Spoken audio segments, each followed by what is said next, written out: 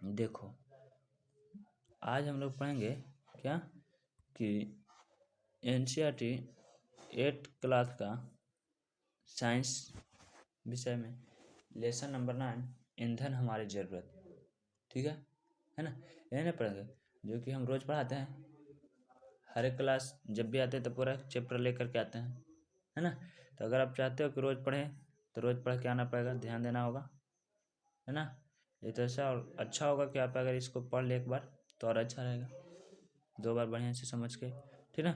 तो चलिए, ईंधन की हमारी क्या ज़रूरत है सबसे पहले समझते हैं, ठीक ना। ईंधन क्या है? तो ईंधन यानी कि जलावन। ईंधन यानी क्या? जलावन, ठीक ना। तो जलावन यानी क्या? मानी कोई ऐसा चीज़ जिससे कार्य हो सके, दाह दे सके, उष्मा दे सके, प्रकाश दे सके, ठीक ना। तो बोलता है आप अपने घरों में भोजन बनाते होते हैं, देखे होंगे, पानी गर्म करते हुए देखे होंगे। विभिन्न प्रकार की मशीनें, जैसे गेहूं पूछने वाली मशीन से लेकर ईंट से भट्ठी पकने वाली, गांव की भट्ठी बर्तन बनाने वाली, और उसे पकाते हैं तो ईंधन की आवश्यकता पड़ती है। खाना बनाते हैं तो ईंधन की जरूरत पड़ता है। मशीन चलता है तो ईंधन की जरूरत पड़ता है ना। और फिर जब बर्तन पकाता है तो फिर ईंधन की जरूरत पड़ता है। चाहे तो दादी माँ जब आग तापते हैं तो घड़ी भी ईंधन की जरूरत पड़ता है, ठीक ना, है ना। काची काची की जरूरत पड़ता है, तो बहुत सारे काम में हम लोग के ईंधन की जरूरत पड़ता है, ठीक है। यानी कि हर एक जलने वाला पदार्थ जो जल करके उष्मा ऊर्जा देता है, जो जल करके हर एक जलने वाला पदार्थ जो जल करके उष्मा देता, ऊर्जा देता है, उसे कुछ कहते हैं, ईंधन कहते हैं। हमारा वीवीआई क्वेश्चन होगा, ठीक ना। यहाँ पर पॉइंट लिखेंगे, ये वाली पॉइंट जरूर अंडरलाइन करके लिखेंगे फिर में, ठीक ना।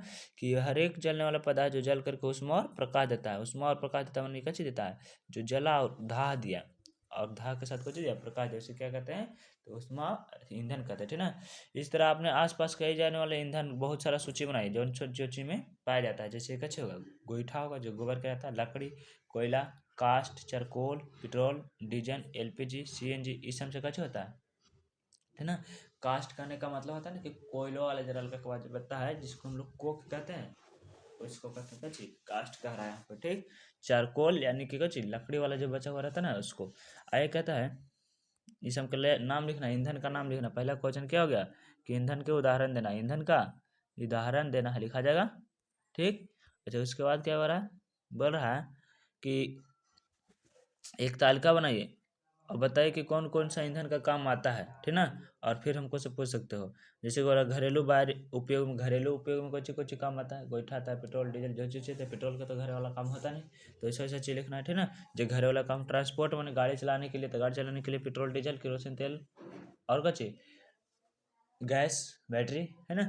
और विद्युत उत्पादन के लिए, तो विद्युत उत्पादन के लिए पानी चाहिए, पानी चाहिए के साथ साथ कुछ चाहिए, कोयला भी चाहिए, कोयला से होता है, भाप एनर्जी से होता है, तापमान से होता है, भूतापीय ऊर्जा। औद्योगिक उद्योग में फैक्ट्री चलाने के लिए तो लाइन चाहिए, कोयला चाहिए, है ना, डीजल इंजन चाहिए, ये सब। रॉकेट प्रशिक्षण में, तो रॉकेट वाला में हमको चाहिए प्रणोदक, क्या चाहिए? प्रणोदक, या तो हाई क्वालिटी वाला फ्यूल, पेट्रोल, ठीक है। अब प्रश्न यह उठता है कि ईंधन किन किन अवस्थाओं में पाया जाता है ना। अब ईंधन के बारे में तो जान गए कि ईंधन क्या है, जैसे ऊष्मा और प्रकाश निकलता है उसे क्या कहते हैं? ईंधन कहते हैं। तो ये पाया जाता है कैसे, कैसा अवस्था पाया जाता है, ठीक ना। तो ईंधन तीनों अवस्था में पाया जाता है, ठोस, द्रव और क्या, गैस, है ना। ईंधन के तीनों अवस्था पाया जाता है, ठोस, द्रव और गैस। जैसे ठोस के ईंधन, तो चारकोल, चारकोल मतलब कोयला, वैसा कोयला जो लकड़ी के जल के बना हुआ कोयला, तो ठोस। और द्रव के ईंधन में कुछ पेट्रोल, केरोसिन और ये सब कुछ द्रव है। और हाइड्रोजन जैसे गैस ईंधन, ये सब कुछ होता है, कोल गैस, प्राकृतिक गैस, एलपीजी, सीएनजी, सब कुछ ग्रुप में है, गैस ग्रुप में। तो तीनों तरह के ईंधन पाया गया है, ठोस, द्रव और गैस, ठीक है। इसको जलाने पर क्या होता है, उष्मा मिलता है, इससे हमें ऊर्जा प्राप्त होती है, उष्मा होती है, कुछ मिलती है, ऊर्जा प्राप्त होती है। इन सभी पदार्थों को क्या कहते हैं? ईंधन कहते हैं ना। तो ईंधन किसे कहते हैं? तो वह पदार्थ जैसे कच्चे हो, उसमें प्रकाश निकले, उसे ईंधन कहते हैं। ईंधन के क्या क्या गुण होते हैं, इसका अध्ययन करना क्रियाकलाप को कहते हैं, ठीक ना। तो सबसे पहले दूसरा क्रियाकलाप कहता है कि आवश्यक सामग्री, कपूर, कागज, केरोसिन, मिट्टी का तेल, चाहे लकड़ी, चाहे एलपीजी, या तो लालटेन, लैंप, कोयला, मोटरसाइकिल, स्कूटर, पेट्रोल, चाहे तो माचिस, मोमबत्ती, शीशी, कांच की छड़ी ले लेना है, ठीक ना।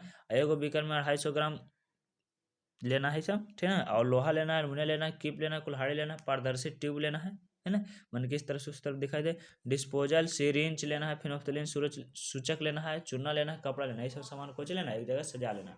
अब मोमबत्ती को जलाना है, मोमबत्ती के जलाने के बाद गैस पर रख नली को शीशे के लिए चुनने जान पानी में फिनोफ्थलीन के रंग सूचक को प्रवाहित करना है। देखो मोमबत्ती जला करके, ठीक ना, मोमबत्ती जल रहा है, ठीक ना, अब रख नली कहे का मतलब कुछ है ऐसा वाला चीज़ हो, ठीक ना। तो इसको उलट करके एकदम चूना जल रख लेंगे, यानी कि चूना वाला पनिया रख ले रहेंगे, ठीक ना। और इसको में मोमबत्ती के भाप देंगे तो कैसा हो जाएगा, इसका रंग बदल देगा, ठीक ना। क्या चूने के पानी या फिर नफ्तालीन के रंग सूचक पर प्रभाव पड़ा था? हाँ पड़ेगा ही, है ना। उजला था ना, दूसरा रंग से हो जाएगा, या तो लाल हो जाएगा या तो गुलाबी हो जाएगा, ठीक। तो इसका मतलब कुछ हुआ, उसका प्रभाव पड़ा, ठीक ना। फिनोप्थलीन के रंग के सूचक पड़ने वाले प्रभाव को सूची में लिखा हो, जैसे जैसे रंग बदलता है उसे कैसे करना, सूची में लिख देना, ठीक। तो ये प्रैक्टिकल कराने वाली बात है, प्रैक्टिकल कराते समय कराएंगे, ठीक ना। अब फिर कहता है नोट, चूने का पानी और फिनोप्थलीन रंग के सूचक आप सतह में पढ़ चुके हैं। चुनाव के बारे में हम लोग है ना सतह पर, जैसे कि देखो ये चित्र है, मोमबत्ती कच्ची कर रहा है, जला रहा है, ठीक। और इसमें कच्ची कर रहा है, इसका गैस जो है कच्ची कर रहा है, ऐसे होते हुए कहाँ जा रहा है, चूने के पानी में। तो यहाँ पर चूने का पानी चाहे तो फिनोप्थलीन सूचक है और शीशे में जा रहा है तो कच्ची करेगा, रंग को प्रभावित करेगा, ठीक ना। जैसे कि देखो पदार्थ का नाम यानी कुछ कुछ था, जलाने वाला कहीं मोमबत्ती जलाया, फिर एक कपूर जला करना है, फिर एक कचरी जला करना है, कागज जला करके, फिर केरोसिन तेल जला करके, फिर केरोसिन लैंप जला, कोयला जला करके। तो चूना का पानी पर का प्रभाव होता है, लिस्ट में कैसे करना है, भरना है, ठीक। फिर हम तुलीन का प्रभाव होता है, प्रैक्टिकल कराएंगे तो घड़ी की बात है, तभी इसको छोड़ देते हैं।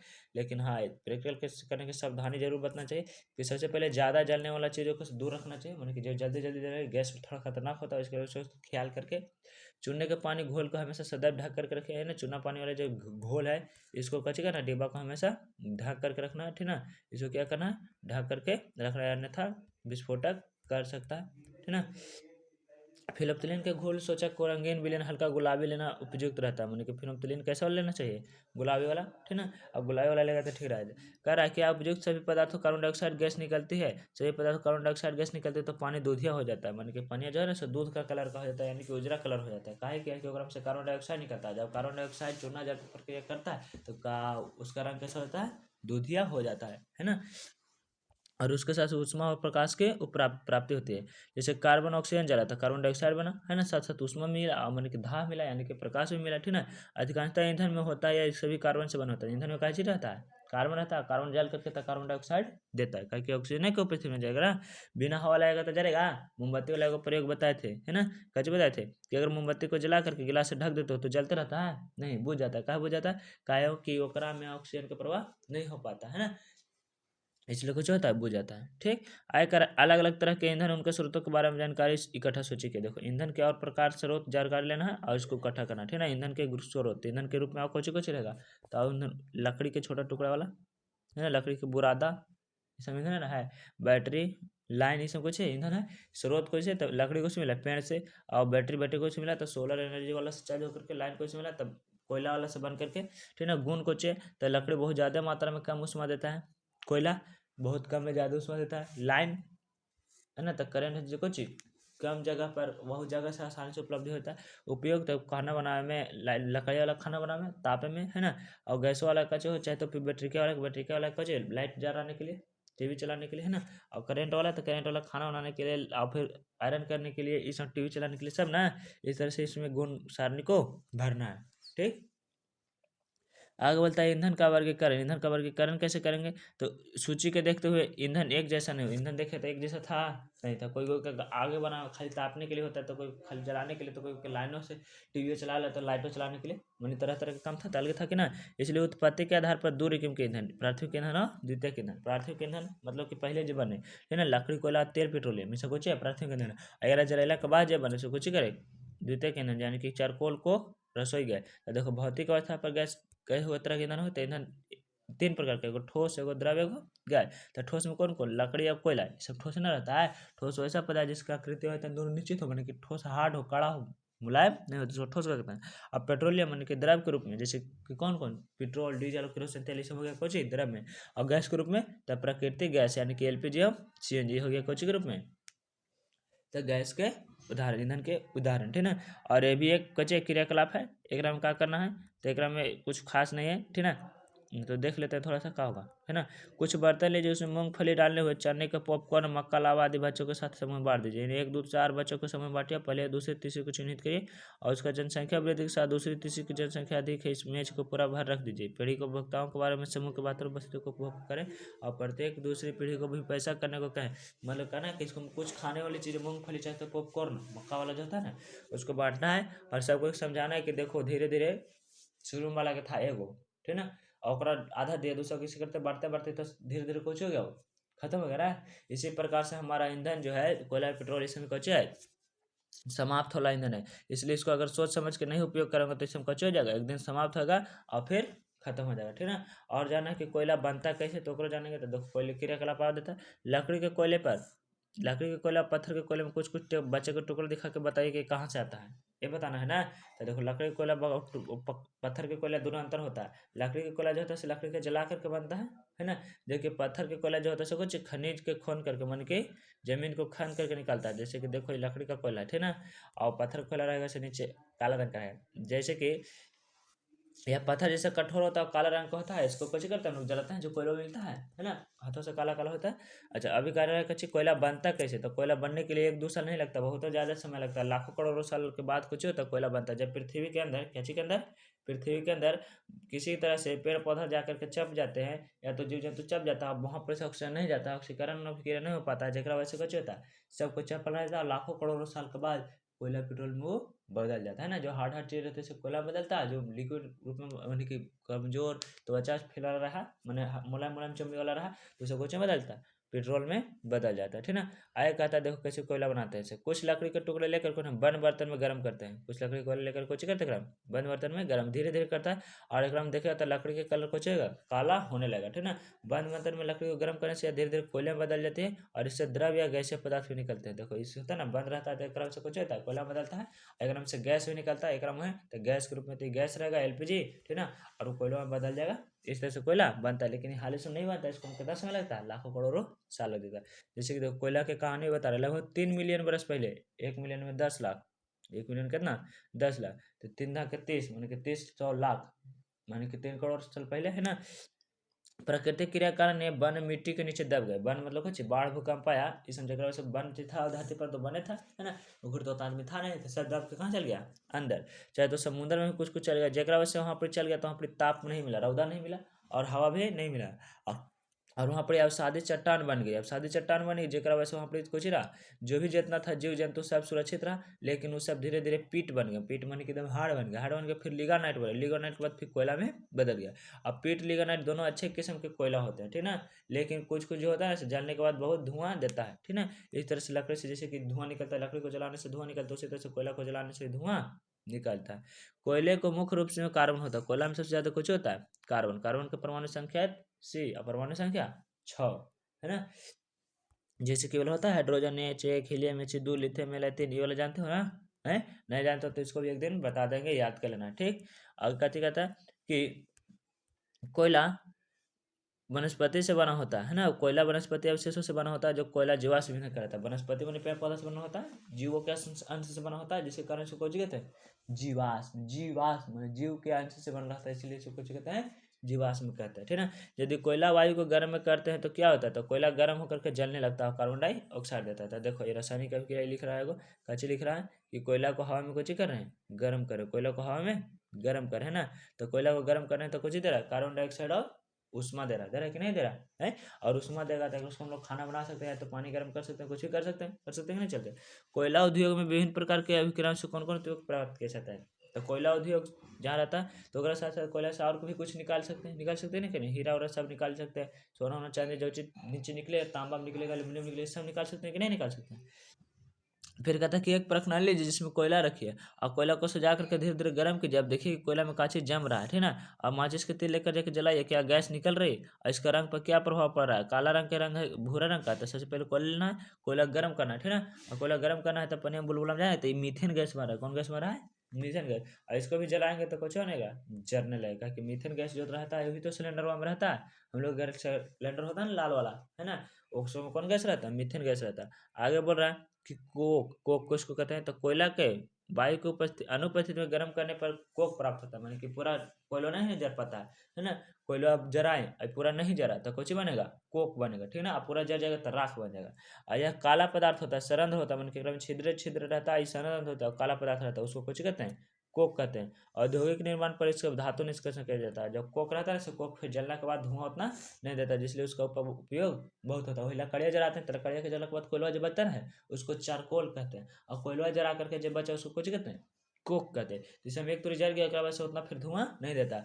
कोलतार किसको कहते हैं, तो कोलतार का दूसरे प्रणाली में जमा भूरे काला गाढ़ा द्रव कोलतार कहते हैं। देखो ये जो दूसरका में जमा है ना, ये जो जमा ना पानी गाढ़ा के रूप में, इसको कुछ कहते हैं कोलतार कहते हैं। ठीक, कोलतार कहते हैं। आप कुछ कह रहा है कि इस गंध अप्रिय हो, इसका गंध उतना बढ़िया नहीं होता, माने खराब जैसा होता है। ये लगभग 200 वर्षों का 200 पदार्थों का मिश्रण होता है, बहुत तरह तरह के केमिकल मिला रहता है। लगभग कितना रिकीम 200 रिकीम। कोलतार से प्राप्त उत्पादों को प्रारंभिक प्रयोग पदार्थों के जीवन में आने वाले पदार्थों के वर्गीकरण से निर्माण करता है, जैसे कि संश्लेषित रंग, वो सबसे कुछ निकलता है, रंग बनाते हैं, रंग बड़ी तरह के। ठीक है, और कुछ जड़ी बूटी, औषधि, विस्फोटक सामान, बम बारूद, ठीक है, सुगंधी, प्लास्टिक माने कि चिमकिल बनाते हैं, प्लास्टिक बनाते हैं, पेंट बनाते हैं, फोटो बनाते हैं, ग्राफिक सामग्री, छत सामग्री निर्माण करते हैं। ठीक है, और एक साथ कुछ कहते हैं मांस एवं कीटों को भगाने हेतु दवाई का भी उपयोग करते हैं।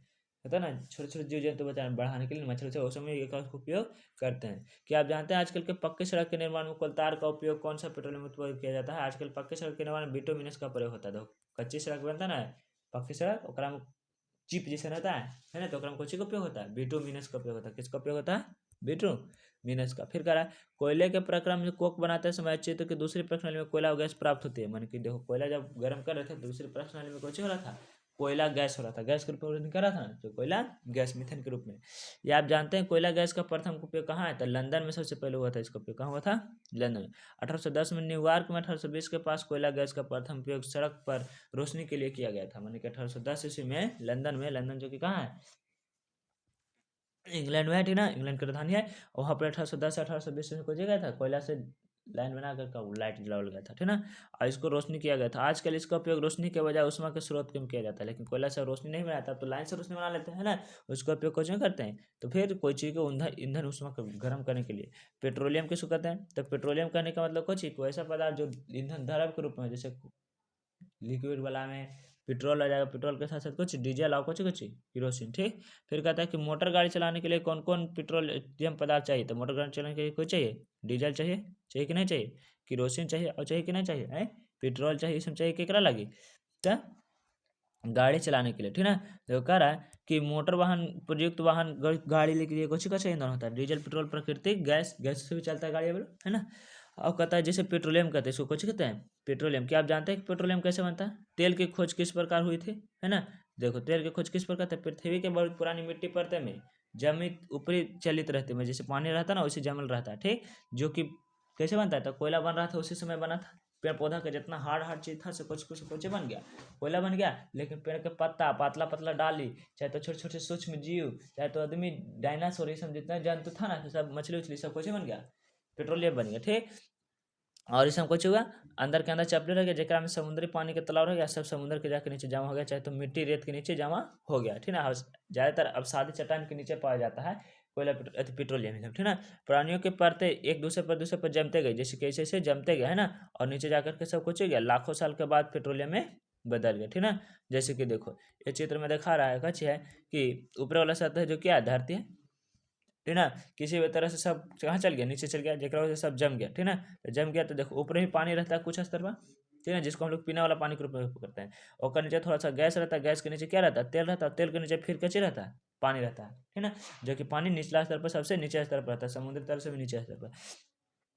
देखो कह रहा है कि आप जान गए कि समुद्र जीव में बहुत सारे भूवैज्ञानिक प्रक्रम द्वारा पेट्रोलियम बनता है। पेट्रोलियम कैसे बनता है? तो समुद्र में बहुत सारे जीव जंतु चट मर जाता है, जरा वजह से कुछ बनता है, पेट्रोलियम बनता है। ठीक ना, तेल खोजने वाले भूवैज्ञानिक इसलिए पहाड़ या रेगिस्तान मैदान तलहटी में खींच की खोज करता है। देखो तल पेड़ पौधा वाला जानता है, मैंने कि वैज्ञानिकों जानता है कि पेट्रोल कहाँ मिलेगा? जहाँ पर पेड़ पौधा है ना, चाहे तो फिर रेगिस्तानी है, बालू वहीं पर ही ना मिलेगा।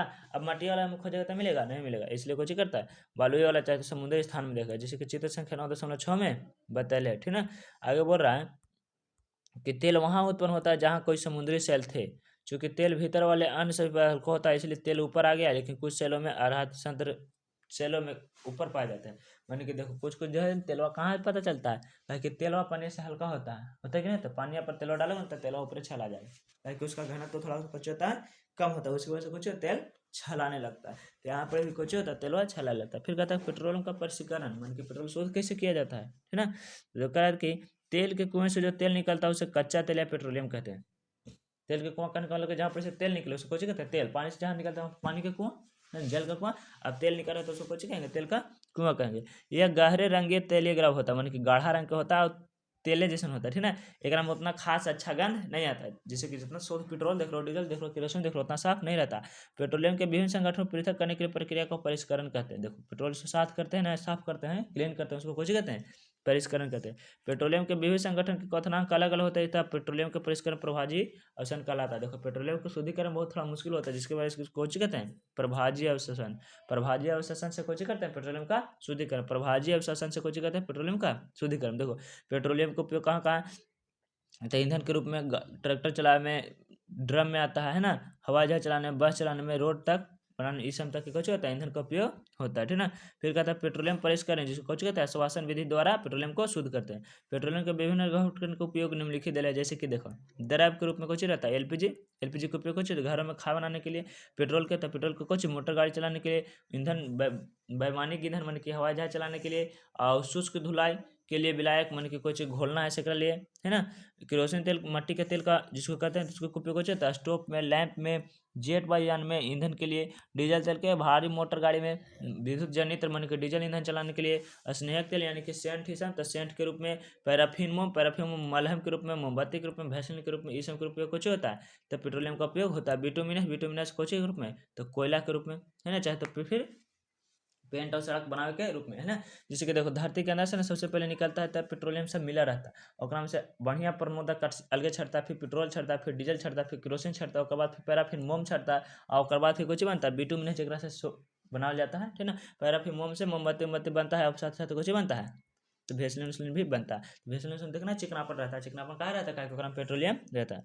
हमारे देश में तेल कहाँ कहाँ मिलता है, जकरा बारे में जानेंगे, ठीक। तो हमारे देश असम के क्षेत्र में पाया जाता है, कहाँ पाया जाता है, असम, गुजरात के लंकेश्वर में, असम में पाया जाता है, और गुजरात में पहले मुंबई हाई समुद्र तल के किनारे पाया जाता है। इस सब जगह पर तेल का खोज थोड़ा ज़्यादा है भारत में, ठीक ना। बिहार में तेल शोधक की कारखाना है, कहाँ है, तो बरौनी में, कहाँ है, बरौनी में। अब भारत में तेल शोधक कारखाना कहाँ कहाँ है, तो देखो बरौनी के तेल शोधक कारखाना के बारे में परिचय देता है कि बरौनी तेल शोधक का कारखाना रूस एवं रोमानिया देश के सहयोग से बना। भारत में अकेले नहीं बनाया, कौन कौन देश बनाया, रूस देश और रोमानिया देश, ठीक है। कब बना था, 1964 में बनाया था। इसकी क्षमता 1965 में 1 मिलियन मीट्रिक टन प्रति वर्ष थी, मान कि 1 मिलियन मीट्रिक टन पेट्रोल को शुद्ध करता था, कब, 1964 के टाइम में, ठीक है। इसकी क्षमता 6 मिलियन मीट्रिक टन हो गई, मान कि जो फैक्ट्रिया था और कच्चे कर दिया गया, इसको बढ़ा दिया गया, जैसे कि जैसे देख रहे हो कि बहुत बड़ा है ना।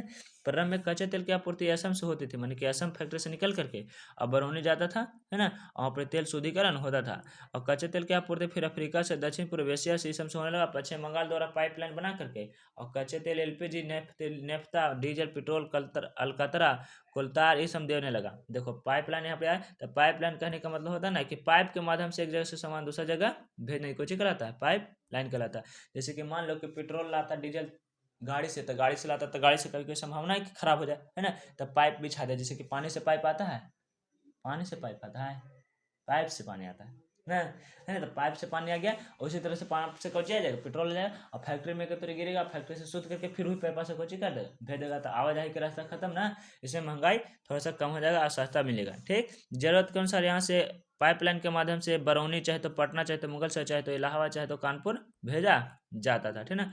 आपूर्ति की जाती है कि पटना से दक्षिण बिहार में लगभग सभी पेट्रोल पंप पर टैंक लॉरी द्वारा आपूर्ति की जाती है, मान कि पाइप से न पीछे के टैंकर में भर करके, बड़ा गाड़ी के टैंकर में भर करके पेट्रोल डालता है, और टैंक पर देता है, टंकी पर देता है। हम लोग टंकी पर जाते हैं और स्कूटर में अपना भरवाते हैं कि नहीं भरवाते हैं, चाहे तो बोतल में लाते हैं उसको से भरते हैं। और कहता है कि पेट्रोल पंप सामान्य diesel, HDS high speed diesel, HSD मतलब कुछ high speed diesel, petrol MS माने मोटर स्पीड, इस तरह से बेचता है। एलपीजी के लिए अलग स्थानों पर बोटलिंग प्लांट बनाया हुआ है, जिसमें नज़दीक गिद्धा में, पूर्णिया में। देखो एलपीजी के लिए कहाँ में है, पूर्णिया जिला में है। अब कहता है प्राकृतिक गैस के बारे में। प्राकृतिक गैस क्या है, तो प्राकृतिक गैस एक महत्वपूर्ण जीवाश्म ईंधन है। कैसा ईंधन है, जीवाश्म ईंधन, मतलब कि जीव से ना बना है, कैसे बना है, तो देखो बहुत ही छोटे छोटे सूक्ष्म जीवन हुआ, कोयलवा, ये सब जरा भाप बन के जितना जाके जमा हो गया, कुछ गला है, गैस कला, ठीक। कहता है इसका सफलतापूर्वक प्राकृतिक गैस उच्च दाब पर संपीड़ित प्राकृतिक गैस है, मान कि बहुत कम दाब पर ज़्यादा करने वाला। सीएनजी के रूप में भंडारित किया जाता है, कोची के रूप में, सीएनजी के रूप में। सीएनजी का उपयोग कुछ होता है, गाड़ी चलाने के लिए उपयोग होता है। एलपीजी का उपयोग कुछ होता है, खाना बनाने के लिए होता है। इसका उपयोग परिवहन वाहन के ईंधन के रूप में किया जाता है, क्योंकि यह कम प्रदूषणकारी के ईंधन है। मान कि सीएनजी जो होता है धुआं नहीं देता है, टेक्नोलॉजी गाड़ी चलाना बढ़िया ना है। और गाड़ी चलाने में जब धुआं ज़्यादा देगा तो फिर तो प्रदूषण ज़्यादा करेगा। सीएनजी का यह लाभ है कि यह घर कारखानों में सीधा जलाया जा सकता है। इसकी आपूर्ति पाइपों के माध्यम से की जा सकती है। मैंने सीएनजी इतना अच्छा है ना कि उसको पाइप के माध्यम से भेज दो, पाइप के माध्यम से लेकर के घर है, फिर चूल्हा जोड़ेगा ना तब चूल्हा में भी नहीं लगेगा। जैसे गुजरात के बड़ोदरा में है दिल है ना, और दिल्ली के कुछ भागों में पाइपलाइन बिछाया जा रहा है, जिसके वजह से वहाँ कुछ होगा। अब सीएनजी गैस पाइप के माध्यम से मिलेगा, जैसे कि पानी मिलता है पाइप के माध्यम से, है ना। आगे बोल रहा है कि दिल्ली के कुछ भागों में हो रहा है। और प्राकृतिक गैस का उपयोग प्रारंभिक पदार्थ के रूप में और रासायनिक उर्वरक को दोहरीकरण के निर्माण में किया जाता है। भारत में प्राकृतिक गैस का विशाल भंडार है। भारत में प्राकृतिक गैस बहुत ज्यादा मात्रा में, देख रहा है भारत सरकार को क्या है, सबके घर घर गैस योजना, तो गैस है तब नहीं दे रहा है, और गैस है तो दे रहा है, मतलब गैस भारत में बहुत सारा है। लाल सिलेंडर में आता कि नहीं आता है ना। लेकिन लेकिन लेकिन हमारे देश में सब प्राकृतिक गैस कहाँ कहाँ है, तो त्रिपुरा में है। त्रिपुरा की राजधानी कहाँ, अगरतला राजस्थान है ना। महाराष्ट्र है, कृष्णा है, गोदावरी, ये सब डेल्टा में पाई जाती है। लेकिन ये सब जैसे कुछ समाप्त संसाधन एक न एक दिन कुछ हो जाएगा, खत्म हो जाएगा। बहुत सारा तो है लेकिन एक न एक दिन कुछ हो जाएगा, खत्म हो जाने वाला चीज़ है। फिर करा कि हमने देखा कि प्राकृतिक गैस सीमित मात्रा में है, सीमित मात्रा में नहीं है, इसमें कुछ हो सकता है, समाप्त होता है। और बनने में कितना साल लग सकता है, लाखों सौ साल लग सकता है ना। इसीलिए कच्ची करते हैं हम लोग कि एक नया नया खोजते हैं, क्या कन होता ना कोयला पेट्रोलियम, ठीक है, और नया ईंधन जलाना खोजते हैं। क्या जीवाश्म ईंधन के अलावा कोई स्रोत है ईंधन के, मान कि जीवाश्म ईंधन है सबसे ज्यादा कुछ है सूरज है कि ना है। सूरज की रौदा से सौर ऊर्जा प्राप्त करते हैं, प्रकाश से, वायु से और जल से, ये सबसे ईंधन प्राप्त किया जा सकता है। ये संसाधन प्रकृति में असीमित मात्रा में उपलब्ध है। जैसे कि सूरज जात से है, बहुत ज्यादा रौदा देता है, से बर्बादन होता है, तो उसको उपयोग हम लोग कर सकते हैं। ये समाप्त होने वाला नहीं आता। इसका आवश्यक है कि सूरज के प्रकाश, हवा को, वायु को, इसमें कुछ किया जाए, ऊर्जा में बदला जा सके, करने का प्रयास किया जाए। जैसे जीवाश्म ईंधन का प्रयोग तभी करें जब नितांत आवश्यक हो। जीवाश्म ईंधन मैंने कोयला, पेट्रोलियम और प्राकृतिक गैस का उपयोग तब करें जब बहुत जरूरी हो, है ना। नहीं तो सोलर का उपयोग करके, सोलर कुकर का उपयोग करके खाना बना ले, नितांत आवश्यक हो तब। आगे बढ़ रहा है कि आने वाली पीढ़ी ईंधन के लिए कठिनाई सामना नहीं करने पड़े, इसलिए कुछ होना चाहिए कि विश्व का उष्ण रक्त कम करना होगा, मान कि गर्मी ज़्यादा नहीं बढ़े, ईंधन ज़्यादा नहीं जलाना चाहिए। भारतीय पेट्रोलियम संरक्षण अनुसंधान समिति लोगों को ईंधन संरक्षण करने में सलाह दी है। जहाँ तक संभव हो सके गाड़ी का सामान्य मध्य गति से चले, मान कि ज़्यादा स्पीड में नहीं चलाना, ठीक ना। तथा यातायात लाइटों अथवा प्रतीक्षा करने हो तो गाड़ी का इंजन बंद कर दे, मान कि रोकना है चाहे तो जाम है तो गाड़ी का इंजन बंद कर देना, ताकि धुआं ज़्यादा न दे, प्रदूषण ज़्यादा न फैले। टायर के सही दाब में रखें, मान कि टायर में हवा बढ़िया रखिए। गाड़ी का नियमित रख रखाव सुनिश्चित करें, मानी गाड़ी को ख्याल रखते रहिए कि गाड़ी ज़्यादा धुआं दो, तो ऐसा गाड़ी को नहीं चलाना चाहिए। अब ये बात का ध्यान रखिए तो गाड़ी में धुआं दे ही नहीं, कहीं गाड़ी धुआं देगा तो प्रदूषण ज़्यादा फैलेगा, प्रदूषण फैलेगा तो केवल आपके लिए नहीं फैलेगा, सबके लिए फैलेगा, ठीक है ना।